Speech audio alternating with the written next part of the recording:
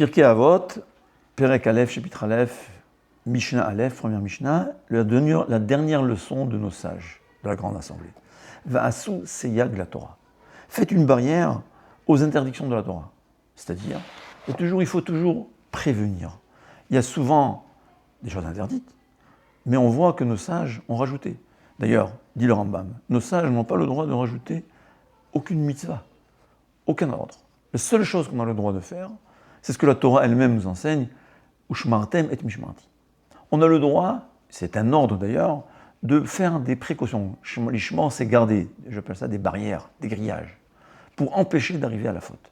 Shabbat, on n'a pas le droit de travailler. Chachamim ont interdit le mouktsé.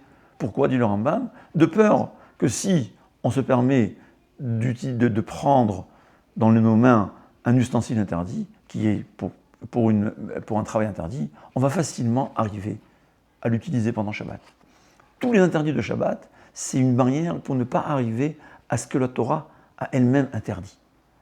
C'est une obligation dans certains cas de la Torah.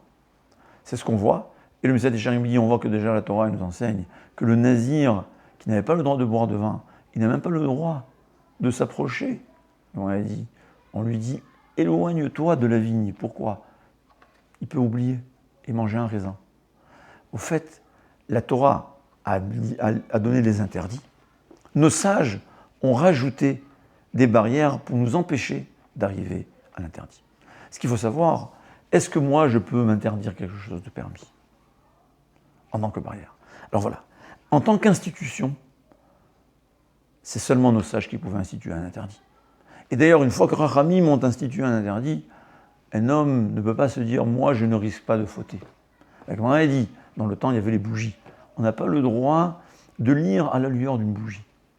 Pourquoi? De peur, parce que des fois, en fait, ce n'est pas les bougies d'aujourd'hui, mais des fois, il y avait le feu s'abîmer, alors on enlevait un peu les résidus qu'il y avait sur la mèche, et c'était transgresser un interdit grave. Chachamim ont institué une barrière. Rabbi Ishmael a dit, moi, je vais étudier la Torah à la lueur d'une bougie, et je ne vais pas transgresser le Shabbat. Et la Gemara a dit que même Rabbi Ishmael, qu'on ne peut pas s'imaginer sa grandeur et sa crainte de Dieu. Et c'est évident que quand il a pensé à l'origine qu'il n'en est pas arrivé à la faute, il était sûr de ça. Mais étant donné qu'il a transgressé un interdit de nos sages, il a dit qu'il est arrivé lui-même, où il a failli selon certaines versions, selon d'autres versions, il a nettoyé la mèche et il a transgressé un interdit. Nos sages, ce qu'ils ont interdit, est formellement interdit. Et même si je m'imagine que je suis spécial, il n'y a aucun droit. D'ailleurs, il y avait, intéressant, au fait, en Chine, certaines régions de Chine, au Japon, en Nouvelle-Zélande, il y a une marloquette entre nos sages. Quand est-ce que c'est le samedi? Est-ce que c'est le samedi, comme les non-juifs ont décidé, ou le dimanche? Parce qu'il y a une marloquette, une discussion entre nos sages, où passe la ligne de la date. Et il y avait une période où il y avait la yeshiva de Mir à Shanghai, donc on avait tous tranché comme le Chazon Ish, que le Shabbat d'ailleurs, je pense que c'était le jour du dimanche des non-juifs, mais il y avait qui avaient décidé de faire 2 jours. Et ils ont décidé que le deuxième jour, par crainte, par mesure de précaution, on va s'interdire seulement ce que la Torah a interdit le Shabbat. Mais le mouktsé, par exemple, on va se le permettre, parce que c'est un que nous sages. C'est pas la loi. C'est-à-dire, il y a chacun, il faut demander à son rave, il y a 2 avis dans la Torah, il y a les communautés, en général, aujourd'hui, il y a des communautés qui y vivent, il faut faire suivre la coutume de la communauté, mais il y a des gens qui veulent faire, être marmire, craindre la vie qui n'est pas d'accord.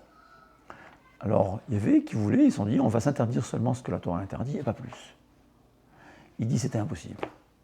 Impossible de garder Shabbat si on ne s'interdit pas le mouktsé. C'est la nature humaine. Tout ce que nos sages ont interdit, on interdit. Mais il faut savoir aussi qu'il y a des lois que on ne pourra jamais reprocher à la personne d'avoir transgressé la loi. Mais le seul reproche qu'on pourrait avoir, c'est pourquoi il s'est mis en danger. Pourquoi il n'a pas fait sa précaution. Quelqu'un qui n'est pas capable de s'empêcher de scroller sur TikTok, on ne va pas lui reprocher pourquoi il a scrollé. On va lui reprocher pourquoi tu as installé cette application.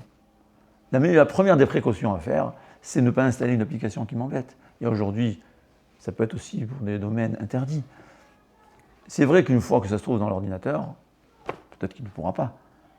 Mais là, il aura une obligation de prendre une précaution. C'est-à-dire, il y a parfois que Rachamim ont institué des précautions. Mais c'est évident, comme explique le Messiah Técharim, individuellement, chacun se connaît. Et si je sais que j'ai une tendance à tomber dans certains domaines, je suis obligé de prendre la précaution.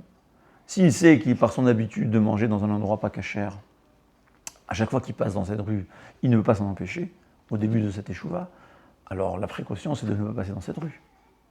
Il y a des endroits il y a des choses qu'il ne faut pas voir, eh bien, il ne faut pas passer là-bas. Évidemment, s'il sait que lui, il est capable de se garder, il n'aura pas d'interdit de passer. Mais s'il sait qu'il ne peut pas s'empêcher de regarder ou de faire certaines actions interdites, l'obligation n'est pas de ne pas fauter, on ne peut rien lui faire. Mais l'obligation sera de prendre une précaution. Ça, c'est individuel. Chacun est obligé de prendre une précaution.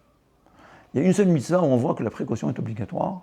C'est ce que la Torah nous enseigne, qu'on n'a pas le droit de s'isoler avec une femme. Dit Rabbi Tzyon Abba Shaul, parce que la tendance vers les femmes, c'est naturel. Quelqu'un qui n'a pas tendance vers une femme, même si c'est un grand sadique, il a quelque chose qui ne va pas. La seule chose qu'on voit, c'est que des fois, on est plongé dans la Torah, que cette énergie-là, on va dire, elle se rassasie par la Torah, c'est évident. C'est vrai que quand on étudie la Torah, on se calme. Mais quelqu'un qui n'étudie pas la Torah, ou même au moment de pause, s'il n'a pas une tendance, c'est pas naturel, c'est la nature des choses. C'est la raison pour laquelle la Torah nous a interdit de s'isoler avec une femme. Même si je la connais, même si elle est moche, même si je n'ai aucune tendance, même si je n'ai aucune crainte, même si je me connais, la Torah nous oblige de prendre une précaution. Pourquoi ? Parce qu'on ne sait jamais. Donc, il y a les barrières que Chachamim ont instituées. Il y a les barrières dans ce qu'on parle des femmes, ce que la Torah a institué, obligatoirement, interdiction formelle de s'isoler. C'est des lois à suivre. Et il y a ce qui est individuel. Chacun doit savoir, doit connaître ses faiblesses, et son obligation sera de prendre des précautions. Et comme dit Rav Israël Salanter, s'il aura fauté, on ne va pas le punir sur la faute, on va le punir sur le fait qu'il n'a pas pris la précaution nécessaire. Kol Tov.